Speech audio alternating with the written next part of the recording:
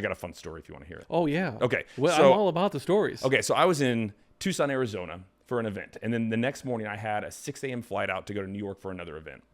And so I had an Uber scheduled to pick me up at 4 a.m. outside the Days Inn in Tucson, Arizona. So I'm sitting there with my luggage, and up rolls this little sedan. And I've already done my research because I've gotten in the wrong Uber before. And so she rolls in her window and she's like, "Are you Joshua?" And I was like, "Are you Gabrielle?" And she's like, "Yes, hop in." I was like, "Awesome. Can I get in the front seat?" And like, I'm that guy. I like to be in the front seat of the Uber because I have a captive audience and I like to study the human condition. And this is a perfect opportunity because she wants a 5-star review and I want a conversation. So I get in her front seat and off we head towards the airport. So we start chatting.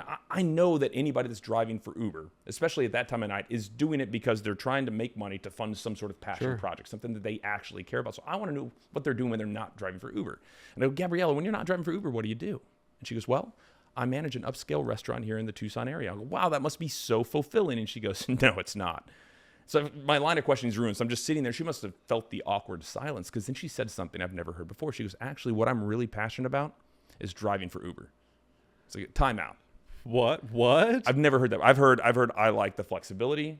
I like the pay. I've heard, "Sir, please don't throw up in the back." But I've never heard an Uber driver say, We'll talk about that one. no, let's not. I've never heard an Uber driver say, "I'm passionate about driving for Uber." So I dig in why. And she tells me that she only drives from midnight to 6 a.m. because that's when she thinks people need help getting home the most. She even went on to tell me she would go down to the bar district next to the university. And if she sees people that shouldn't be driving, she'll offer them free rides home just so they're not out on the road, which is amazing because people say, "Oh, I would do my job even if they didn't pay me." But this is a woman that's actually doing that. And a woman driving at night. In challenging areas. Yes. Now, I had to dive in deeper. I was like, "Okay, so why has this become your passion project?" She's like, "Well, 2 years ago, my sister died in a drunk driving accident. I don't want anybody else to go through that same pain. So I go out and I make sure people get home safely." Wow. Now, we need more Gabriellas in the world, to be honest with you. But the reason I find this story so compelling is that there are tens of thousands, if not hundreds of thousands of Uber drivers all over the United States, right? And internationally even, right? Hundreds of thousands of them.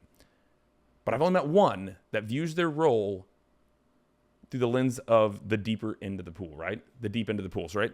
Because every Uber driver knows what their role is. It is Uber driver, taxi service, right? They know what somebody in that role does. They accept a fare, they pick up the fare, they drive the fare, drop up the fare, accept the next fare.